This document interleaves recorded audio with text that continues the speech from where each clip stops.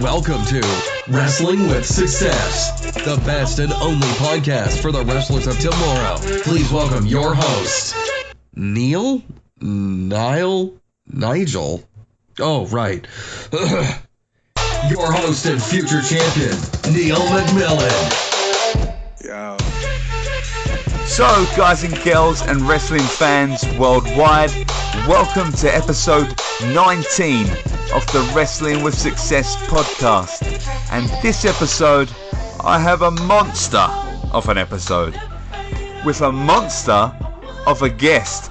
He has wrestled for promotions such as LDN Wrestling, Revolution Pro, All-Star Premier Promotions, Fight Nation, Suplex Wrestling, WrestleForce, SFW, ACW, just to name a few.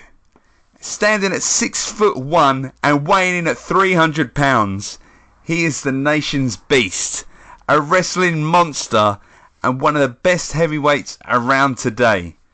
Ladies and gentlemen, I give to you Crusher Curtis. Crusher, how are you?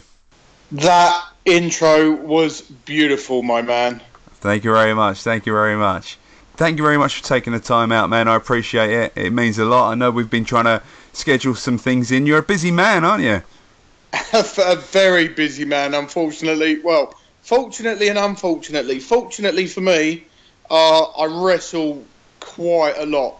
Unfortunately for me, that means you don't get a private life. Yeah, I can imagine. So, I mean, Crusher, let's kick things straight off. Where did it all start for you in terms of becoming a wrestling fan? When did you become a wrestling fan, first of all? Wow. I became a wrestling fan very early on when I was a wee kid. Well, Jesus, before I was maybe 10, and they had maybe 10, 11, 12, I'd stay around my dad's on a weekend and we would watch the WWF on Sky TV or Sky Sports, one of the two. And this was back in the days when the 1, 2, 3 Kid was debuting. Even before then, I was hooked early on. I woke up. I remember waking up, and it used to be Power Rangers first, and then it used to be wrestling after, and that was it. My dad would make me a fry up, and we'd watch Power Rangers, and then we'd have to watch wrestling before the weekend began. Wow, living the dream. Still living the dream. And now you're doing it. Now not only you're a fan. I mean, how did you transition from becoming a fan to then, fast forward how many years, to then deciding to actually start wrestling? Oh, do you know? Well, my dad was always big on looking after yourself, and he made me go to judo when I was about 13, 14, and I got my first dan in judo back then. But I was always a wrestling fan, always a grappling fan. I hated when people used to punch or kick.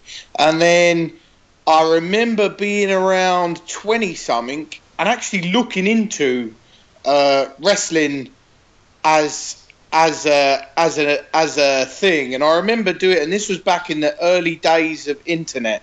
And I remember searching for an for a wrestling school.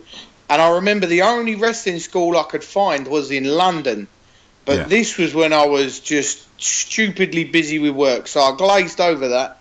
And then about 5.5, 6 years ago now, maybe 5.5 years ago, I decided to get back into judo. And I remember going to Portsmouth judo school, I forget what they're called now, and I was doing it, and there was a big guy on the mat named James Kenner, the Mighty Oak James Kenner, who is also a wrestler.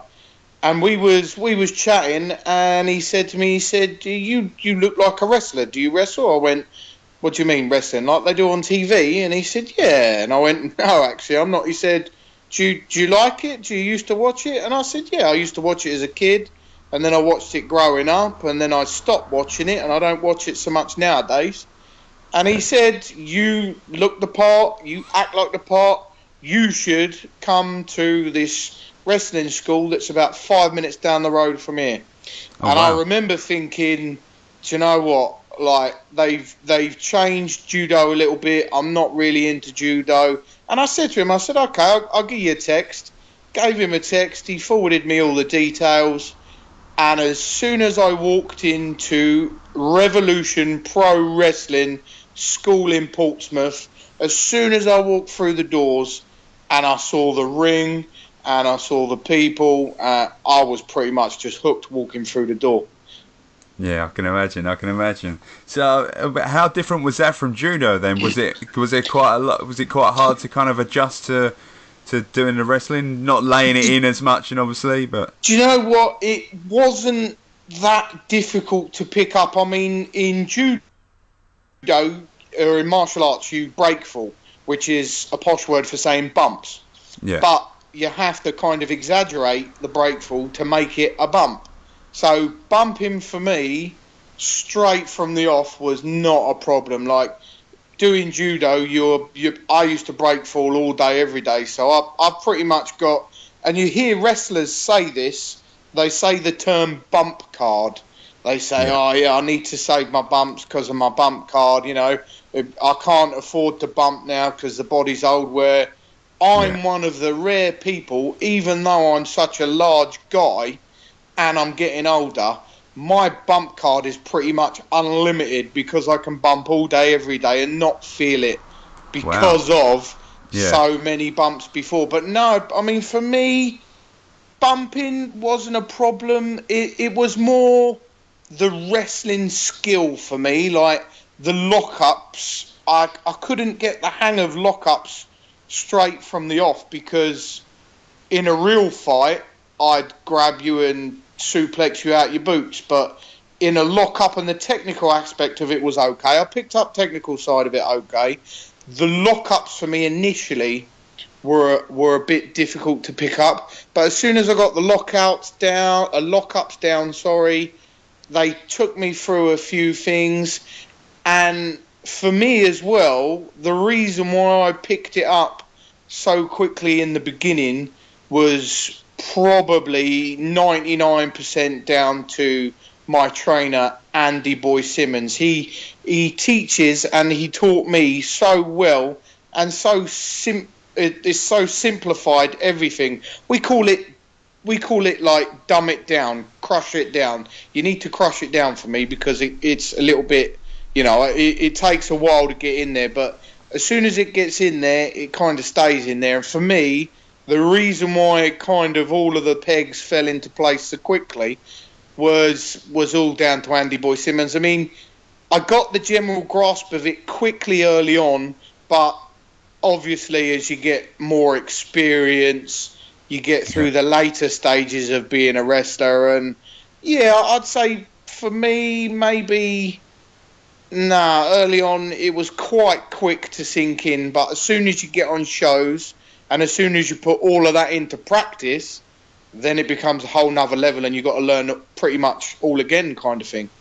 Yeah, I can imagine. A bit like driving, I suppose. You can do the manoeuvres and all stuff like that, but until you're out on the road and you got fucking wankers trying to not indicating all shit like that, and exactly right.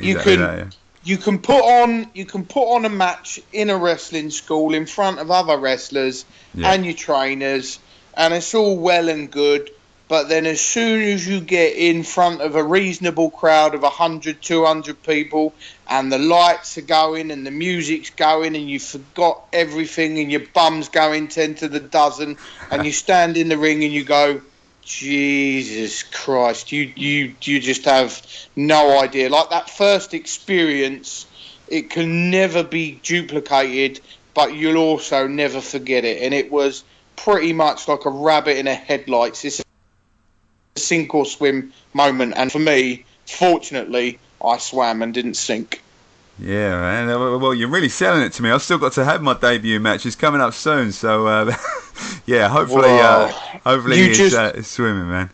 just make sure, a word of advice, just Yeah, make sure you get a good guy to go on with, and you kind of get half a grasp as to know what you're doing, because if you think you know it, you don't know it. In the short space of time, I've probably had near enough 200 matches, maybe wow. over. Yeah, And I still have I'm still learning as I go. I work with guys less experienced with me, and I work guys with more experience than myself. And all the time I'm learning how to do things, and you'll try something different, and then you'll go, yeah, wow, that was either good, or yeah, wow, that was crap. But as yeah, soon as you have your first match, it's going to be like a car crash. It'll either slow down and seem like hours, or it will go 30 seconds, it'll be over, and you'll be sweating and gasping, and you'll just feel like you've been in a car crash. that sounds like me losing my virginity. Oh, there you go. There you go. Just My get it poor overdone wife. with as quick as possible. Yeah. So, I mean, can you remember your first time out in the show? What was your first match? I remember it like it was yesterday, because it pretty much was like yesterday. It took me about 6 months to maybe just under a year. I want to say just under a year. And I got my first involvement on a show in front of a crowd of people, was on a RPW Contenders show, which is basically what they do. They call it a trainee show, but it's not. It's kind of the rite of passage. They put some trainees on there, some more experienced guys, and it's a contenders show. They reward the people that have been training regularly, that have paid their dues, that have gone out postering, that have gone out flying, those that have got their boots, got their gimmicks, got their singlets, got everything, and they're ready to go, and they think they're ready to go. And for me, I did a run-in, and it was against a guy who no longer wrestles, because I think I killed him. His name was Adam Perks, and I had a lovely lady at the time who I was paired up with by the name of Emily. She was absolutely brilliant, and yeah, the match was over. And I walked out and I began to pretty much kill him. It was about 5 minutes, and I absolutely destroyed this bloke. I had no idea about working. I had no idea about, it was stiffer than stiff. It was snugger than snug, shall we say? And I absolutely obliterated this poor guy. And when I watch it back now, I sit there and think, God, that guy is lucky to not walk away with any serious injuries, because I let him have it. But since then, from day dot, that's when I was in my first ever kind of intro into a match. And I remember that night, I woke up the following morning and I really did feel like I'd been in a car crash. My whole body ached. Yeah, and that's just in a run-in as well. You've been giving the man a beat down. That was in a run-in, my first ever match, and I was nowhere near ready for it, but I got pushed into it. And if I hadn't got pushed into it, I'd have never have done it. Yeah. Was for All Star Wrestling, and it was in Bognor. And I went along there with a good mate of mine, James Kenner, the Mighty Oak, and we was there with our trainer, Andy Boy Simmons. And I got the great privilege of being in a tag with my mate, James Kenner, the Mighty Oak. And we went on against Justin Starr and Danny Driscoll. And we had, I wouldn't say it was an amazing match, but it was good enough that the crowd enjoyed it. That the guys that we were on with said, yeah, that was good. You guys did okay. And I had a really good moment with my trainer, Andy Simmons, who went, yeah, that was brilliant. And yeah, for me, it will always stick in my mind as the first match that I ever had, and I owe a lot to Danny Driscoll and Justin Starr for not only taking care of me, but also kind of teaching you to run as you're running, kind of thing. Yeah. You've hit the ground, now keep up, and they did. They looked after me, and we put on a presentable match. And yeah, from then on, it was just go, go, go. Yeah, it hasn't stopped since, I guess. No, not really. It's kind of picked up. Like, it started off as a crawl, then a walk, and then a brisk walk, and now it's kind of a run. It's gone past a jog and it's gone into a run, and I'm very lucky, and I appreciate that. And I'm never ever not thankful for the breaks that I've got, and I do the best as I can, and I don't let anyone down. Oh, good. I mean, have you always been? Do you work a heel or being a big character like yourself? I pretty much turn up at the wrestling school, and I turn up at a venue, and they take one look at me and go, "Brilliant, you're a heel." Yeah. I cannot hide the fact that I'm 6 foot, that I'm 20 plus stone, and I look like a nasty person that will beat you within an inch of your life. And I've maybe done heel 5 times since I've been a wrestler, and for me, being a face isn't natural unless I kind of rub a bit of comedy into it, because I quite enjoy comedy wrestling, but for me it's just natural to turn up and give someone an absolute shit kicking. Yeah. I mean, I know when the first time I saw you and heard about you, and I saw your promo shots, all I saw was that big old mean motherfucking tattoo on your chest, and I thought, wow, this guy's menacing, man. So that's got to hurt, that tattoo. Well, for those that have tattoos, you'll get a lot of people that say, yeah, that one didn't hurt, or that one didn't hurt. But I've got some sad news for everyone. Tattoos are not licked on by puppies. It's a needle going into your skin, and it's pretty much like a big burn or a big cut. And I'm covered in tattoos, and I mean, I'm a modest person. Away from wrestling, I'm a nice guy. In wrestling, I will just smash the granny out of you if you're silly enough to step in the ring with me. But yeah, I mean, for me, it's not so much lucky. It's the fact that I'm a massive guy and I look like I can legitimately beat you up, which is what you want in a heel. You want a heel that is either cocky, or you want a heel that is the scaredy cat runaway geezer that can only win by cheating, or you want a heel that will absolutely beat the living life out of someone and look like it. And I fall into that third category. Yeah, I mean, that big tattoo, did you get that done before or after you became a wrestler? Because, I mean, it helps with you. It must help so much with your gimmicks, because you look menacing with it. I got most of my tattoos before wrestling. Like, I'm getting some on my back filled in now when I find the time, because the problem is a tattoo is like a big scab. It's like a big wound, and you can't wrestle with a fresh tattoo. So you got to find the time to get your tattoos finished, but I just haven't got the time. But for me, all of my tattoos were pre-wrestling, and it helps if you are a big lump as well. And I got that as well. As soon as you take, because that's in wrestling as well. In wrestling, I mean, I know Kevin Owens wears a t-shirt, and I know Dean Ambrose wears a t-shirt, but as a wrestler, you should be able to take your top off. And as soon as I took my top off, and as soon as I take my top off, people go, yeah, you're a lump covered in tattoos. Fair enough. I mean, being a big burly powerhouse like you are as well, I mean, what advice would you give to trainees looking to kind of adopt the same style, like the big powerhouse style? I mean, obviously you're not going to be doing shooting stars or anything.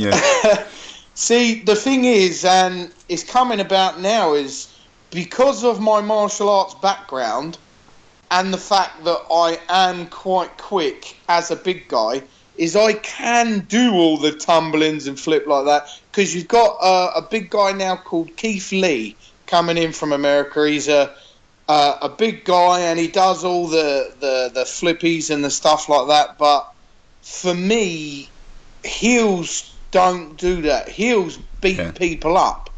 So why would I want to do a flip? Why would I want to do anything off the top rope? I mean, yeah, I can go super indie and perform in front of a super indie crowd, no problem. But for me, I prefer to keep my feet fully on the floor and just Vader punch you out of your socks.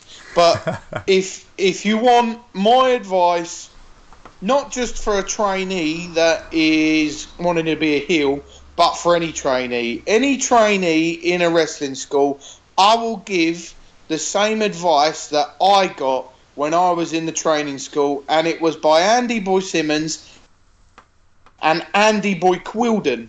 They both said to everyone, being a wrestler, you need to be A, in great shape and be a face, or B, be a heel and find yourself a good pie shop and be a real big fat bloke. But for me, I think, well, why can't you do both? I've got a nice, comforting fuel tank of a belly, and I'm a big bloke all round. So if you want my advice, and this isn't going to sit well with some trainees because they do like to give excuses, my advice is you must go to the gym. You must put in a good 3 or 4 days in the gym. And I'm not talking messing around either. I'm talking get in there and lift like there's no tomorrow. Get yourself a personal trainer that knows what they're doing. And by that, I don't mean some skinny-looking gym rat who looks like a runner. If you want to look like a wrestler, you've got to pick a personal trainer that looks the part. And then eat. You need to eat. So if you're listening and you're a trainee, get your ass down the gym and get some food. And excuses don't wash with me. The fact that people say, oh yeah, well I work this long and I have to do this and I have to do that. Listen, gyms are 24 hours now. You can get down the gym, I can get down the gym, and I can get a productive workout in less than 30 minutes. I can train myself to almost falling over in less than 30 minutes. So if you're a trainee, you need to get down the gym, because as far as I'm concerned, there are far too many skinny wrestlers out there that look like they're on a Save the Children advert. There you go. Nice. So, I mean, what's a normal routine for yourself then? Go on, give us a little diary of. So, would you wake up and you eat 4 horses and then go to the gym and lift everything that moves? I'm interested now. I want to hear it. Well, I'm actually doing powerlifting, so I'm training as a powerlifter, but it doesn't differ too much from what I was doing, which was quite lucky. So you just need to eat and eat and eat, but don't eat crap. If it runs, swims or flies, grill it or oven bake it. Don't fry it. Don't eat KFC. Don't eat Burger King. Don't eat pizza. Yes, having a cheat meal once or twice a week is fine, but wake up, have a massive bowl of cereal or have a bowl of porridge or have some omelette or stuff like that, and then have 3 or 4 other meals during the day. Have meat and pasta, have meat and rice, have meat and vegetables, or have a jacket potato with meat or stuff like that. And eating like a wrestler isn't as expensive as it seems. You can buy a bag of pasta down at whatever supermarket you go to, and a massive bag of pasta is now £2 or £3. Buy yourself 4 or 5 tins of tuna, buy yourself some chicken breast. I did a shop the other day and I must have spent £20, and I just pre-cook all of my meals, and it takes less than an hour, and I'll cook 3 or 4 days worth of meals, and I'll eat 3 or 4 times a day. And then if that ain't good enough for you, get yourself a tub of protein and drink some protein, but you need to be eating whole foods. Don't be one of these little horrible gym rats that thinks that the be-all and end-all is around supplements. It isn't. You get your quality gains or your quality muscle from eating whole foods. Don't be one of those horrible-looking gym rats bragging about how much protein he's on and you look like a tool. Eat, and then train, and get your cardio in afterwards. And what you put in your body and what you put in the gym will reflect on what you look. If you go in there half-assed, you look half-assed. If you eat half-assed, you look half-assed. Your body is a sports car. Put in fuel that you would put in a sports car. Boom. Craziness. There you go. That was my rant. Did you enjoy that? No, I enjoyed it.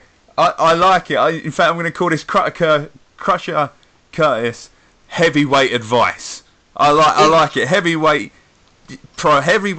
slam down, heavyweight smackdown, because you just brought it just down there with that promo just on going to the gym alone, which is brilliant. I'm sick and tired of seeing scrawny little skinny wrestlers that my 12-year-old son could legitimately beat up in a fight. For me, if you're a wrestler, you should look like you can win a fight. But if you're some skinny, horrible-looking rat whose excuses are, I don't get time to go down the gym, or, my breakfast was a slice of toast and I had a sandwich for dinner, I'm going to slap you when I see you. Oh, man, I can't wait. Oh, this is brilliant. So, recently as well, a few months back as well, worth mentioning about, massive, you and a few of the other guys from LDN Wrestling went down to, you went across the seas. You went to America. How the hell was that? We went to New York. My first overseas venture was for ACW, I think they were, in Germany, and I was over the moon with that. But then when I was told by LDN that they were going to take me to America and, pay for me to wrestle in America, I was over the moon. I was like, you're all right with that? And I was, I'm all right with that if you're all right with that. And if you're given that opportunity, you can't really say no. And also, you don't want to waste it. So for me, going to New York and getting paid to do something I love in the shorter space of time, don't forget, I've only been doing this from show to show for around 4 years. It kind of took me back a little bit. When I wrestled that night and I went back into the digs, I actually worked out that from my very first run-in to my match in New York was 3 years and about 10 months. So I was laying there, and it took a while for that to settle in. But when it did settle in, the first thing I posted on Facebook was, it's taken me just under 4 years to get to America. You just watch out what the next 4 years is going to bring. Yeah, exactly, as well. And you booked up to LDN are booked up to go again next year as well. It's in the pipeline, isn't it? LDN have said that they're going to do 3 or 4 shows in America. Wow. I'm not too sure. And they've also said that they're going to be doing India, and that they're also going to be going over to Hungary. Wow. So, LDN aren't messing around. No, not at all, not at all. Who did you work in New York? Was it Flip Gordon? I had the pleasure to beat the granny out of... He is a good friend of mine, but when he steps in the ring, I hate him. I did. I beat the absolute granny out of Flip Gordon, and every time I have a match with Flip Gordon, I've probably wrestled him maybe 4 or 5 times. Each time I wrestle him, it's seamless, and it brings out the best in me because he's such a good wrestler. And when we have a wrestling match, it is a very, very good wrestling match, and I really enjoy it. And I also enjoy kicking him in his face. That's a brilliant feeling. Oh yeah, he done a training seminar down at Dropkicks as well, and I have a lot of time for him. He seemed like a really professional dude, really nice dude, and you see all he's doing well for himself now, and the fact that you got to work him is really cool. So, do you prefer facing someone a similar size to you, or do you prefer facing that kind of high flyer you can swat away? I don't care. I'm there to be a heel, and I'll work with anyone. If you want to be a good flippy guy, I love working with good flippy guys. I can base and I can flip as well. If you want to put me on with someone with a similar stature, then you're just going to get two big lumps bashing the granny out of each other.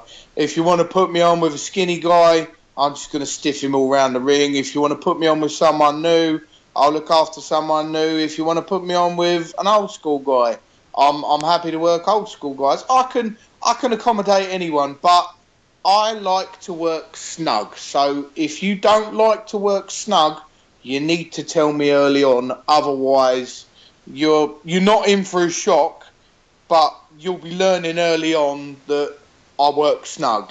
And that's not stiff. Don't get it twisted between stiff and snug. Being stiffed is being punched. Working snug is working snug. Yeah, enough so you can feel it, but not enough to cause any... Well, not enough harm, unless it's your debut match. Oh, yeah, well, like, even now, when I hit you, I'll always reflect on to William Regal when he was talking to the Tough Enough guys on WWE. He told them, he said, when I hit you, I hit hard, but I hit in safe places. And that's exactly what I do. When you see me on a show and I hit someone, I am for real hitting them. When you see me kick someone, I am for real kicking them. In a match, one of my favourite things to do is throw my opponent out in the crowd, chase him out in the crowd, and I will literally... Like, I'll give him a kick or a punch, and then I'll shout to everyone, look, it's all fake. Everyone, look, watch. And I will slap him. I'll slap him on the back, slap him on the chest, slap him around the face, and it will take him off his feet. And I'll go, there you go, look, it's all fake. And then I'll stand him up and I'll go, look, watch it again, and I'll do exactly the same again. I want to show people, when I'm wrestling in front of them, that I am not that type of guy that does that stupid leg slaps because I can't punch or kick. You will not see one leg slap out of me. Every time I punch someone, every time I kick someone, every time I chop someone, they are eating all of that. And when I pull someone out into the crowd, I will point this out to everyone in that crowd. And that crowd then, I can hear them when I do it. They go, oh, hang on a minute, that looked like it hurt. Yeah. Well, yeah, of course it looked like it hurt because it did hurt. Look at the state of him. That's brilliant. Yeah, I saw only one of the YouTube videos that I watched. I was just doing the research thing that I do, and I saw in one of the videos, I think you took Alan Lee out and then just gave him a slap on the back and then just went to the crowd. Oh yeah, it's real fake, and then just smacked him on the back. It's brilliant. There you go. And they pop for it as well. Everyone knows it's exactly the same as going to the cinema or going to see a magician. We know that The Matrix isn't a real life story, but it's entertaining. You know that when you go to a magic show, there's two women in that box when he saws it in half. But it still looks fine. It's exactly the same when you go to wrestling. Yeah. I mean, kayfabe is dead and buried now, but you don't want to put on a show like you do in a song and a dance. When I'm on with someone, I'm punching them and I'm kicking them. And if they don't try and fight me back, then they are just going to get potatoed all around that ring. And I want people to see that. I want people to know that wrestling is far from fake. And that's why I drag people out into the crowd and I give them a little glimpse at what we do. And they know that it's not fake after I've shown them, because I deliberately show them. I pull them out their seat and I'll go, look, watch, get your camera ready, film this. And then you get people go, wow, actually, you're beating him up. Yeah, of course I'm beating him up. I'm not hitting him with a pillow. Yeah. It almost shocks people now as well, doesn't it, I suppose? Yeah, they're used to people glazing over each other, leg slapping and all of this business, and that just ain't for me. If you're going to get in the wrestling ring with me, you need to be ready to take some punishment, because that's exactly what I'll give you. Oh, good, man. Good. I mean, wrestling in front of an American crowd, what's that like compared to a British? Is it similar, or are there any differences? It's the same with anything else. You've got to do some research. The American scene right now, they are ablaze with going 1,000,000 miles an hour, going super indie, kicking out of 110 finishers, doing 57 flips and jumping off of a building and all of this craziness. Whereas in Britain, on a family show, you slow it down, you tell a story, you don't go a million miles an hour or do 257 flips because you'll lose the audience. So for me, when I went over to America, I wrestled British style, and for me, that was grinding it down to an almost stop. That was beating the living life out of someone British style, giving him a right good hiding, and letting the crowd know about it. Because I like to get vocal with the crowd, because they're paying their hard-earned money to come and be entertained. So I like to let them know that I'm the man and I'm in full control. And after I did my match, funnily enough, I got compliments from not only the guys back in the dressing room, but from the crowds, saying that I wrestled like an old 80s, early 90s WWE, WWF kind of heel, where I was screaming at the crowd and it was crowd interaction, but it was also not going a million miles an hour and doing anything stupid. Like I maybe only did maybe 5 or 6 things in the ring, the exact same thing that I do over here, unless it was super indie. But the things that I do are bone-crunchingly painful. And if I do that to you for real, you ain't going to get up after it. So why would I not do that in the wrestling ring? And I got a lot of compliments because people aren't used to it. People are used to the super indie going a million miles an hour. But I took the time, I gave the hard punishing shots, I did the hard punishing suplexes and stuff, and people appreciated it more. And I got a lot of compliments, which, you know, didn't go to my head, and I took it on board as, job well done, good job. Oh, good stuff, man. That's awesome to hear. I mean, as well, and I saw one of your posts earlier about, I mean, we mentioned before about how busy you are, but wow, your post earlier, was it Sunday you're in Margate, you got Tuesday, Wednesday, Thursday, Friday, Saturday, Sunday finishing it off, and not only that, the show in Margate, you're facing the ECW legend Sabu. I mean, that's awesome. I'm looking forward to that. Well, the official tour is Friday, Saturday, Sunday, Monday, Tuesday, Wednesday, Thursday, Friday, Saturday, Sunday. But my weekend starts on Saturday when I go to Hastings, wrestling for EWW, Big Dominator, Stu Allen, his promotion. And then my tour with LDN kicks off. And you're dead right. My very first match for this LDN tour is the ECW legend Sabu, and it's in one of my favourite venues, Margate, this Sunday. And for me, I've been looking forward to that since I learnt about the booking, and it's one of my favourite venues. And I'm an old Sabu fan. I remember watching Sabu from the ECW days, and as I quite enjoy hardcore matches, I'm loving it. Bring it on! I can't wait. Yeah, it's going to be one hell of an experience as well. I mean, it's not even the fact you're ending the tour with that; you're starting the tour with that. That's one of the first couple of the first show as well. So you haven't even got time to recover from that one. I'm Sabu's first opponent for him as he's wrestling LDN, so I'm going to smash it out the park. And for those boys that are on with him, the benchmark is going to be quite high. So yeah, follow that. No, good man, good. I mean, wrestling all those dates though, it's got. I mean, it must take a toll on your body. I mean, you suffered from many injuries. I know you said that obviously you've got a pretty good bump card. You can handle the bumps, but I mean, you must have got some injuries over the times now. I've been quite lucky because I'm more experienced and I don't do anything too silly. I warm up before the match. I then have the match and I do a little cool down where I warm up again and do some stretching. And I also get a sports massage once a month, as that's religiously, because I need to take care of my body. And touch wood, fingers crossed, I've had a sore shoulder, I've had a little bit of a tweak on the knee, but I haven't had anything that I would call a serious injury. I mean, after a run of shows, my back might be a bit tender for a day, but that's usually a bit of foam rolling, a bit of stretching, and I'm good to go the day after. But it's like everything. If you don't take care of your body and you do silly things on wrestling shows, then you are going to be injury riddled. I mean, you only get one body, so if you hurt yourself seriously, then you're going to be out for 6 months, a year, or even longer than that. And I don't tend to be one of those guys. I mean, I've been in locker rooms where people are calling spots, and I turn around and go, "Really? Are you serious? There's about 100 people out there, and you're going to do that, and they're not going to get it, and you're just basically being a spot monkey. So why don't you calm yourself down, Flower, and chill out."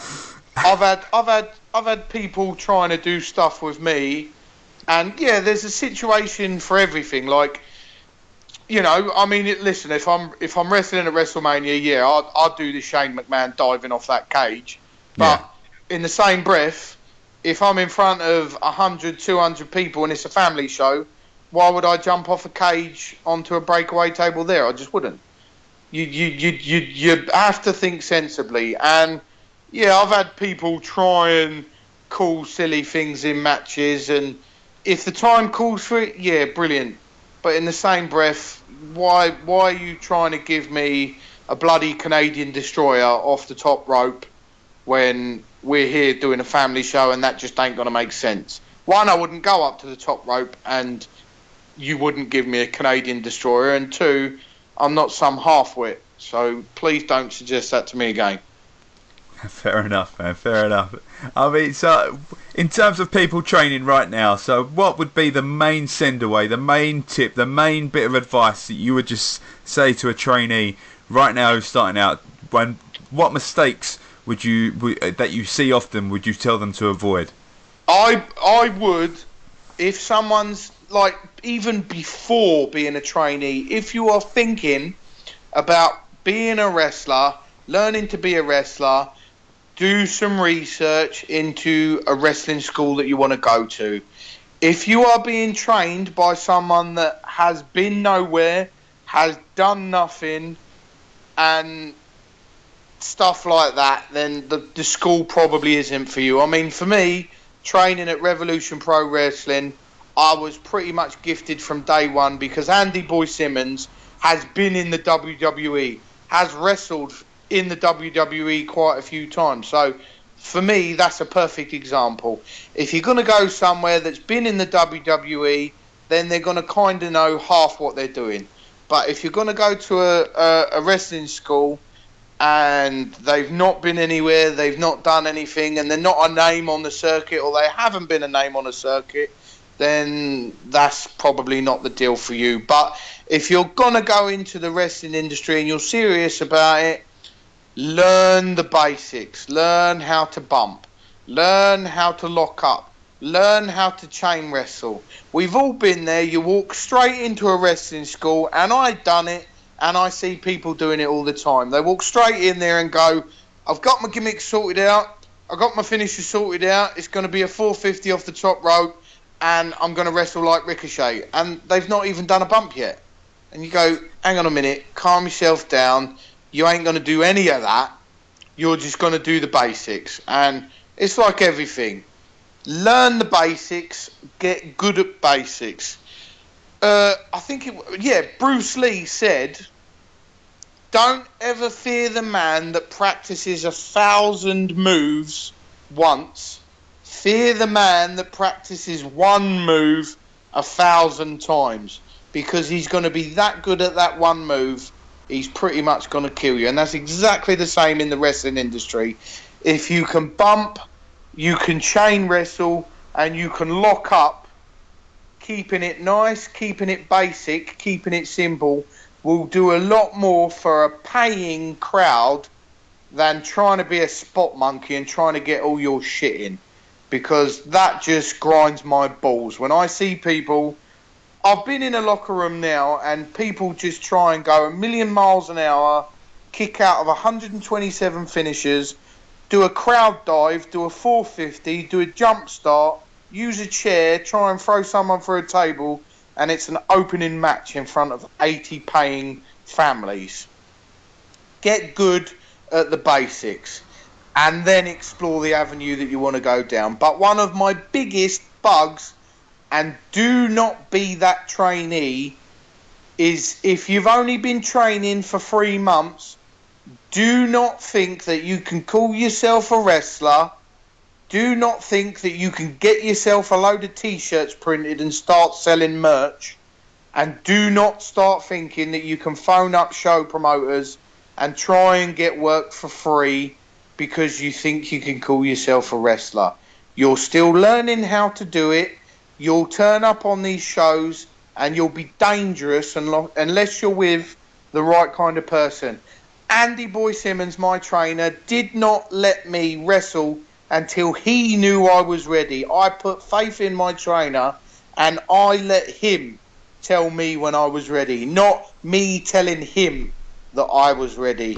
And I've only just brought out my own T-shirts and my own 8x10s, and I've been wrestling now, like I said, just under 4 years, or just over 4 years. You've got guys now that will go in a wrestling school, learn to wrestle for 3 months, and then they'll print out their own T-shirt, and then they'll flog it to their friends and family and think that they can call themselves a wrestler.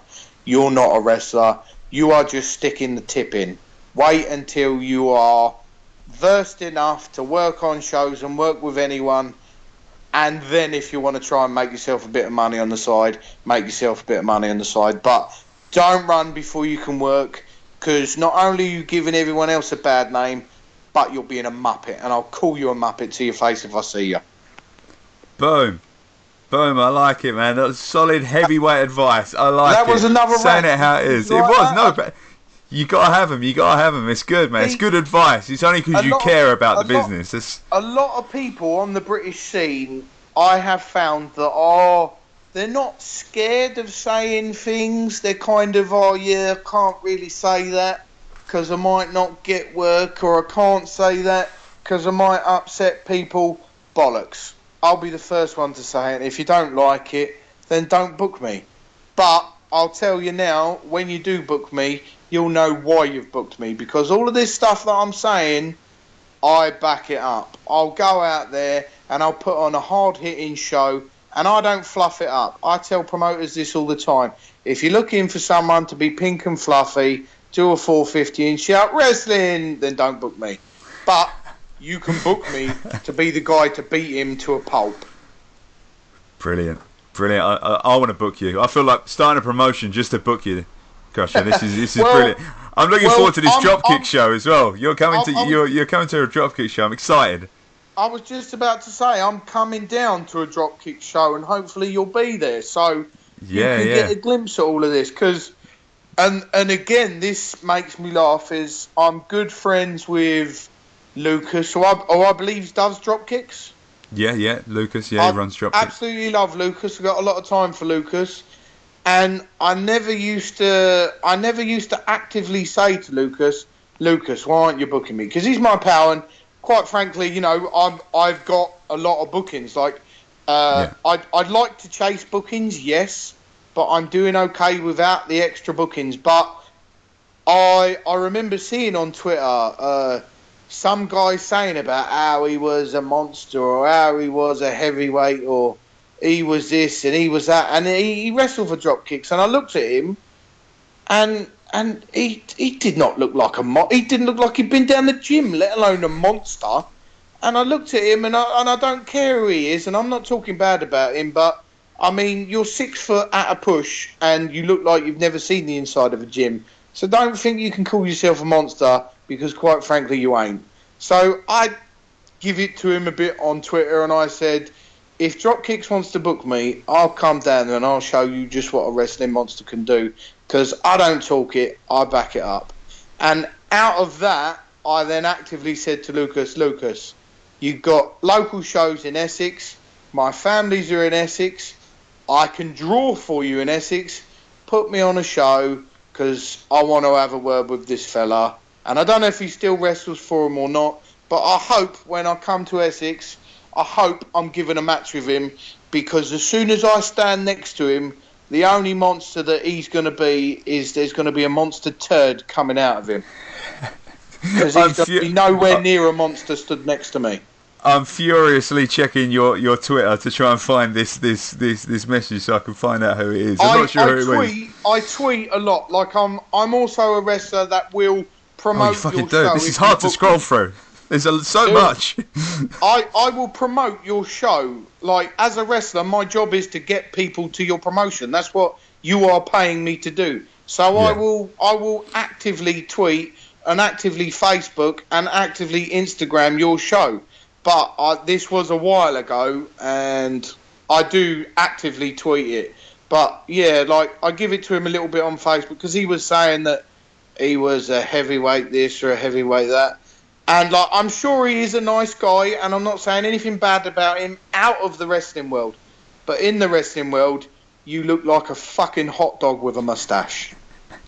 The only thing I can think of, there's a guy at Dropkicks, heavyweight, Lewis Barrett, and his gimmick is he's heavyweight. He calls himself heavyweight, but I don't want to give the gimmick away, but he's not a heavyweight. No, it wasn't that. It wasn't either.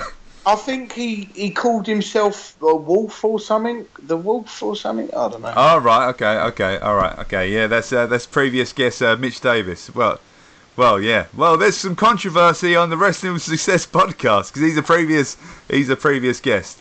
I'm sure he's a lovely fella, and I don't want to say anything about him personally because I don't bring my personal life into the wrestling world. Or if I do, you best not be in the change rooms when I get there. But in the wrestling world, he was bragging about how much of a monster and how much of a heavyweight he was, when really I'd probably eat him as a post-workout meal.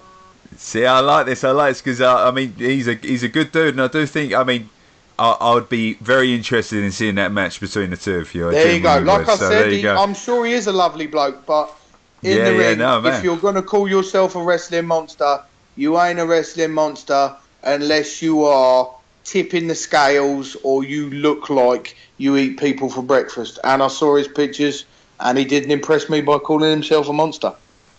Wow. The controversy. This is brilliant.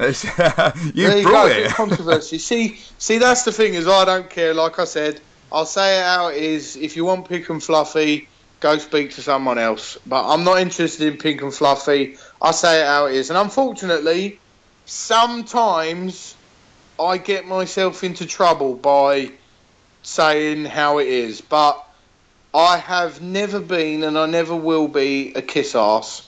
And I will tell you exactly what's on my mind. I'm a nice guy, and if you treat me like a nice guy, I'll treat you like a nice guy.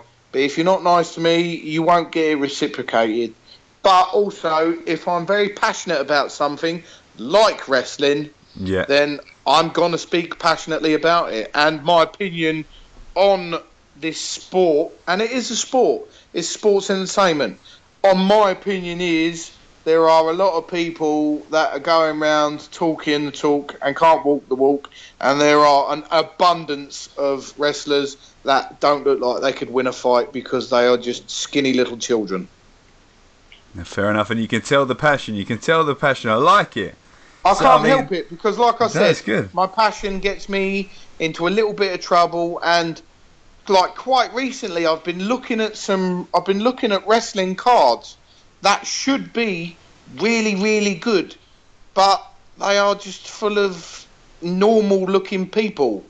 And a wrestler shouldn't look like a normal person. He should look like a cartoon. He should look like a freak. Or he should be able to wrestle like he's got wings on. Or he should be able to wrestle... He should be able to tie you up in knots. And I've just seen some... I look at wrestling cards now and I just shake my head and go, wow, I wouldn't be interested in going to that show just for the simple reason that it is a card full of children or people that I know are lackluster in their wrestling abilities. Yeah, no, that's fair enough, man. It's fair enough. I mean, lots of passion, lots of good advice, man. But Crusher Curse, now it's fan time. That basically means, Crusher, quick fire questions asking you as a fan for your answers. So, I mean, first off the bat, what's your favourite ever wrestling move? What's my favourite wrestling move? Ever. What, to watch or to do? Both. If you can give me both, that'd be great. To watch, my favourite ever wrestling move was probably the Doomsday device that the Legion of Doom used to do. You knew when Animal used to get him up on his shoulders and Hawk was coming off that top rope, there was no one kicking out of the Doomsday device. Now, for me, my favourite wrestling move to do is my finishing move, which is the Vader Bomb, because it's so simple, so effective, but when I hit you, you ain't kicking out of it. And when Vader used to do it for me, it used to be ouch. That's game over, and I think that bloke's dead. Get him a wheelchair. Yeah, man, I saw you before on the YouTube and everything, and just on a video on my phone, I looked at it and thought, fuck, Jesus. So I'm looking forward to seeing it, hopefully live at Dropkicks as well and some other shows. It's like everything I do, I don't pull anything. So if I give you the Vader Bomb, you're getting over 20 stone, coming down on you over 3 ropes. So it's about 6 foot. I'm coming down at you 6 foot plus, and gravity is your worst enemy, and I'm splatting you. And there's no one that has ever kicked out of the Vader Bomb, and no one will ever kick out of the Vader Bomb. Oh, I like it. Good. All right, so what wrestler would you want to headline a WrestleMania with? What, any past, wrestler in the world? now, dead, live, what? Any wrestler at all, whether it's someone that you train with, whether it's someone who you've done a few shows with, or or Ric Flair, or anyone. My dream opponent, it doesn't matter where we would be, obviously my dream opponent would be Vader. If me and Vader ever got in the ring, it would legitimately be a fight. We would beat the absolute granny out of each other, and Vader pretty much mirrors not only my attitude but my wrestling style. We would absolutely rip lumps out of each other. Oh, nice, man. Good choice. It's a different choice as well. I mean, one match you could recommend anyone to watch for the best wrestling match to kind of start to finish. I'll give you 2. Okay. I'll give you one match that is pretty much the most basic match for moves, but also what they did was so electrifying, it entertains and still entertains now, was Hulk Hogan versus the Ultimate Warrior at SummerSlam. Was it 6 or 8?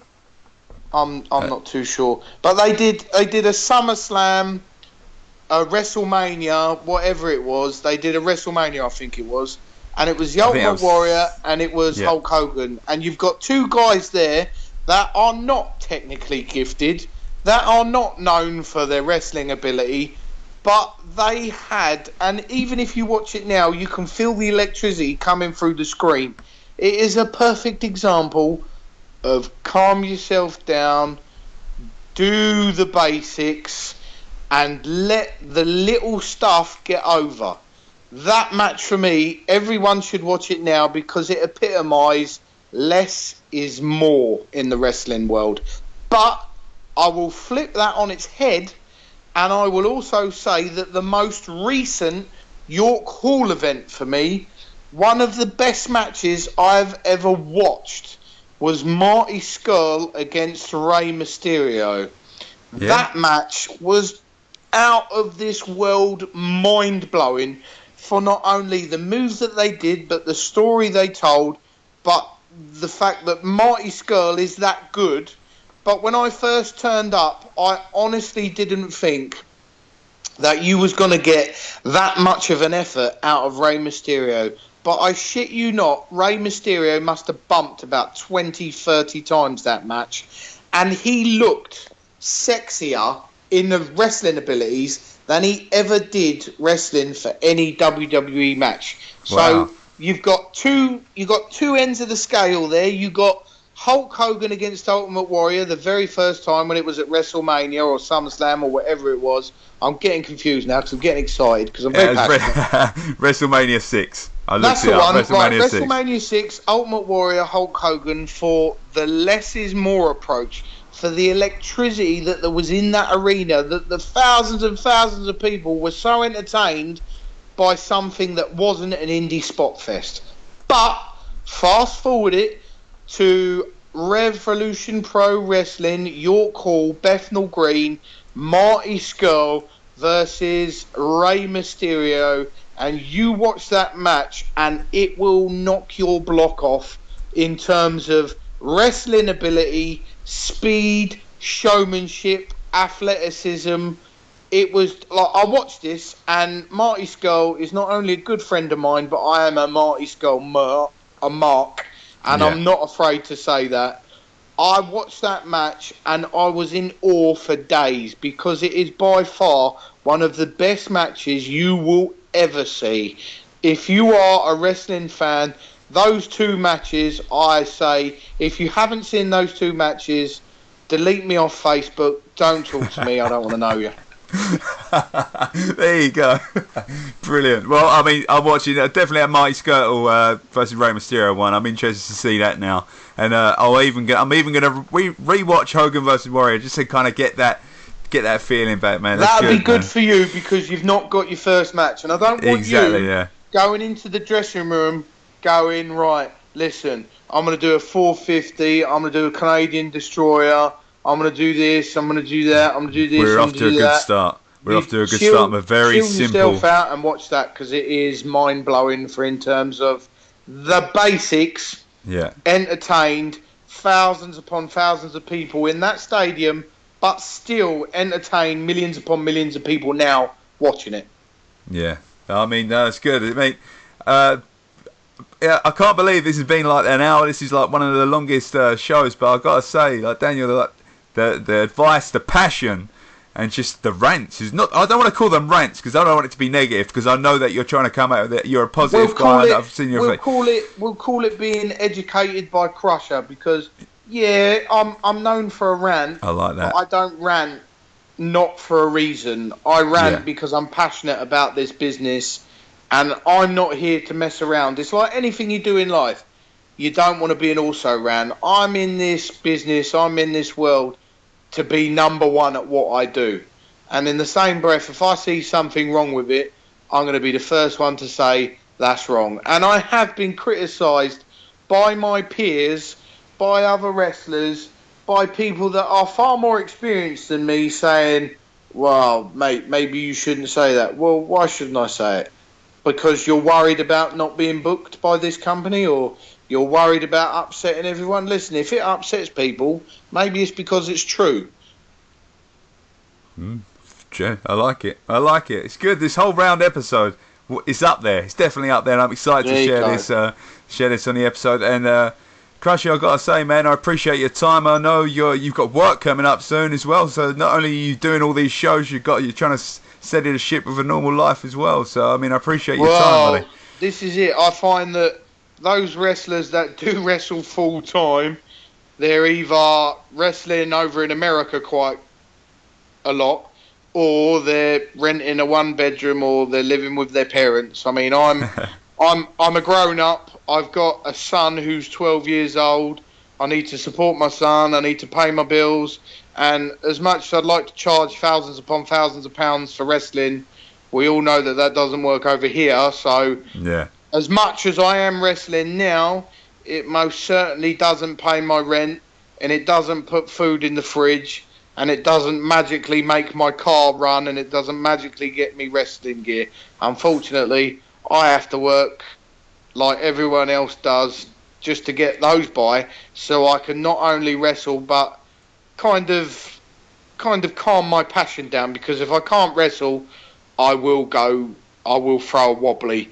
But yeah, I do get a lot of bookings, but unfortunately I can't be a full-time wrestler because I'm a grown-up with bills to pay. Exactly that. I mean, any parting words for people, any shout-outs at all? Do you know what? Loads of shout-outs. If you know, then you don't need a shout-out. But, yeah, I just got to say a massive thank you to Revolution Pro Wrestling for giving me the start.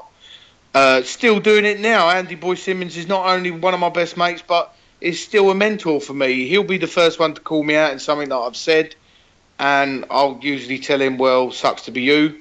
But yeah, just if everyone knows me, then you know that my rant is well deserved. And if you're offended by what you've heard, well, you can take your toys and go cry in the corner because you're clearly an skinny indie spot fest wrestler that's wrestling in front of 50 people. And by this, I don't mean the likes of Will Ospreay, because he's absolutely fantastic.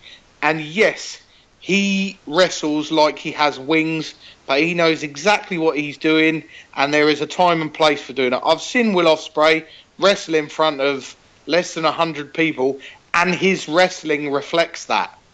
He didn't go in there and put on 156 moves because he can do it. He recognised to tone it down and to let the paying customers get a good show and get what they paid for, and electrify the Sumo Dome in Japan and put on a really good show there. And I'm also not saying the likes of Zack Sabre Jr., who again is not the biggest person in the world. He does look athletic, but Zack Sabre Jr. is one of the best mat wrestlers on the planet. That guy will tie you up in knots, but not only that, he's a really nice guy. So when I say skinny wrestlers who can't be bothered to go down the gym, I'm talking about the trainee gym rats that are happy being on the poster, putting on a substandard wrestling match, not having the ability. If you can wrestle like Rick Swann, if you can fly like Ricochet, if you can electrify like Will Ospreay, or if you can put on the mat wrestling abilities like your Noam Dar, like your Zack Sabre Jr., then by all means, this isn't directed at you. But if you are a spot monkey that is going to a show with 50 or 60 people and you are doing stage dives, crowd dives, kicking out of 50 million finishers, doing a 450 off the top rope at a Canadian Destroyer and looking to put someone through a table, I'm talking to you. Nice, man. I like it. Ending it with another passionate rant. I like it, man. It's good. There you go. Also, yeah, you mentioned as well, worth mentioning. You mentioned to me prior about Total Wrestling Show. Do you want to give that a plug at all? Or? Yeah, I mean, I do. I'm a co-host on a show called TWS Total Wrestling Show. That's on every Sunday. It's on Facebook, Instagram. It's a podcast, and I also do podcasts, Conversation with Crusher, and that's just sat down, chilling out, having a laugh with my mates, and just pressing record. You get exactly what you're getting now every time you tune in and listen to me. And this isn't any means a gimmick. I am a nice person, but what you are hearing now is exactly what you're getting in real life. If you are a tit, I'm going to call you a tit. Nice. I like it, man. I appreciate the honesty. It's given everyone a very harsh but very real lesson for all the listeners here, and I think that's quite good, and it's refreshing as well, man. So, no, it's good. So, I mean, thank you for taking the time out for speaking with us today, Crusher. I appreciate it. It's my pleasure. When's the show? When's the Dropkick show that I'm down for?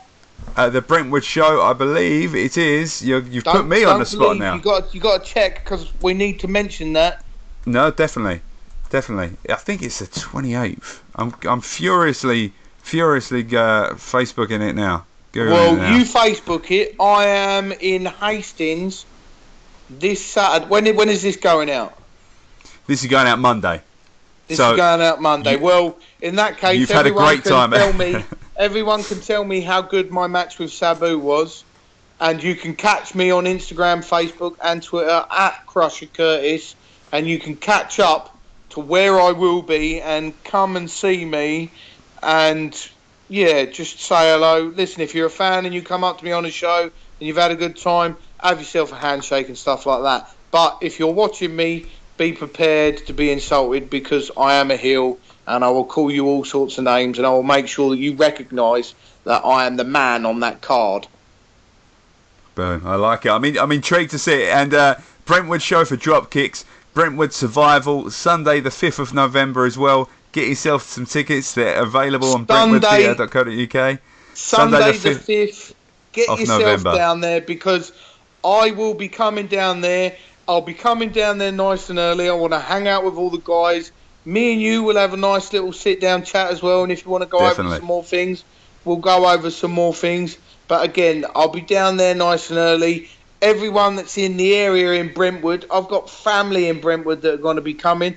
They know exactly what to expect. If you're in Brentwood, get yourself down to that Dropkick show, because I guarantee as soon as you see me, you're going to listen to this and you're going to go, oh my God, well, he sounded a bit arrogant, or he sounded like a tool, or he sounded this, or he sounded that. You will watch me in the ring and you're going to go, do you know what?